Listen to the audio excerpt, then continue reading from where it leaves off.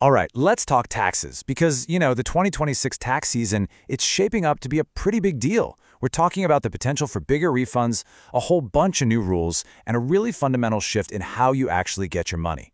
So let's just dive right in and break down what's coming your way. So, what's the one number you really need to know for this coming tax season? Well, Morgan Stanley just put a prediction out there, and it's a big one, 20%. And trust me, you're going to want to pay very close attention to what that means. So what is that 20%? Well, that's the predicted jump in the average tax refund. Yeah, you heard that right, a massive increase, and it's all because of some really sweeping changes to the tax code. We're going to get into all of that right now. But here's the catch. Getting your hands on that bigger refund, it's not going to be as simple as just waiting for the mail to arrive. Why? Because the good old paper check, well, it's officially a thing of the past. Okay, so to make sense of all this, here's how we're going to break it down.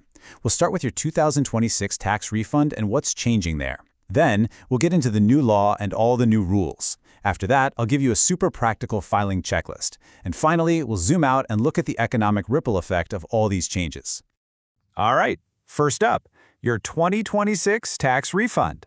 And like I said, the biggest change this year is really all about how you get paid.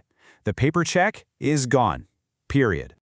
Now, this wasn't just the IRS waking up one day and deciding to stop printing checks. No, this actually comes from a March 2025 executive order. It basically mandated a big shift to digital payments for most federal agencies, and that, of course, includes the IRS. The whole idea is to modernize, be more efficient, and, save money across the government. And when you put the old way and the new way side by side, the difference is, well, it's huge. Think about it. You're going from waiting maybe 6 weeks or even longer for a piece of paper that could get lost or stolen to getting your money securely popped right into your bank account in less than 21 days. So this isn't just about convenience. It's a really smart move by the government to cut costs and slash the risk of fraud. Okay, so that explains how you're getting your money. But why are the refunds predicted to be so much bigger in the first place? Well, for that, we have to look at the new law that's driving this whole thing. The One Big Beautiful Bill Act. So what exactly is this law? Well, it's a massive new tax law signed by President Donald Trump, and it's really the engine behind all these changes. At its core, it introduces a bunch of new deductions and credits, and what that does is it totally changes the game on how much you owe and, more importantly, how much you might get back. So, let's get into the specifics. What are some of these new deductions? Well, for the first time ever, you can deduct your income from tips and from overtime pay. That's huge for hourly and service workers. And there's more. You can now deduct the interest you pay on your car loan, which is a big help for commuters. Plus, there's an expanded deduction for seniors. You see, each one of these is a brand new way to potentially lower what you owe. Okay, but here's a really important heads up.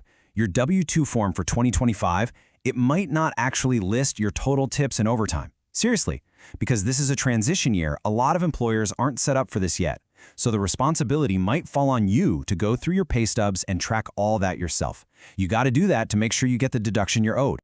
And hey, it's not just me saying this is a big deal. Listen to what Carl Breedlove from the H&R Block Tax Institute said. He put it this way: tax season 2026 brings some of the most significant tax code changes we've seen in years. I mean, that really tells you everything. Being prepared this year is absolutely crucial. All right, so with all that in mind, let's get practical. How do you actually navigate all of this? Well, this next part is your filing checklist, all the key dates and actions you need to know about. Okay, time to pull out your calendar. The filing season officially opens up on January 26th. Then you'll want to start watching your mailbox around February 2nd. That's the deadline for most employers to get you your W-2s and 1099s. Now, some brokerage forms might take a little longer until February 17th. And of course, the big one we all know, tax day. April 15th is the national deadline to get your return filed.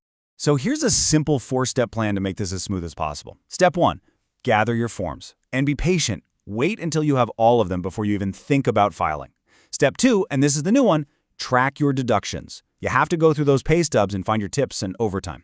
Step 3, file electronically. It's just the fastest way to get processed, period. And finally, step 4, and this might be the most important one this year, confirm your bank info.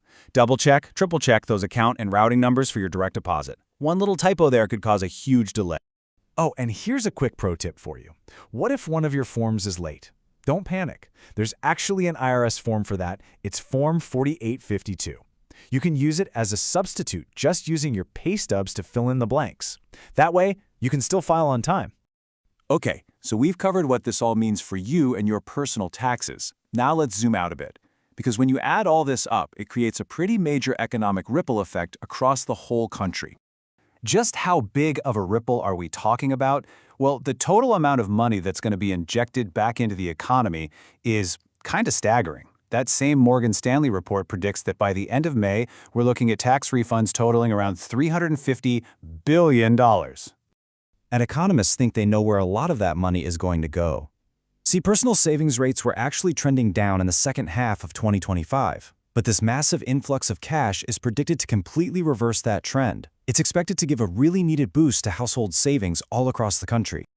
But of course, it's not all going to get squirreled away in savings accounts. This big boost to personal income is also expected to fire up consumer spending, and that is a huge deal, because consumer spending is the main pillar. We're talking more than 2/3 of the entire U.S. economy. So yeah, your individual tax refund, it's actually part of a much, much bigger story.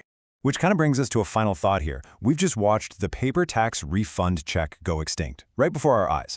So as our money becomes more and more digital, what do you think is next? What's the next paper relic that's going to disappear from our wallets for good?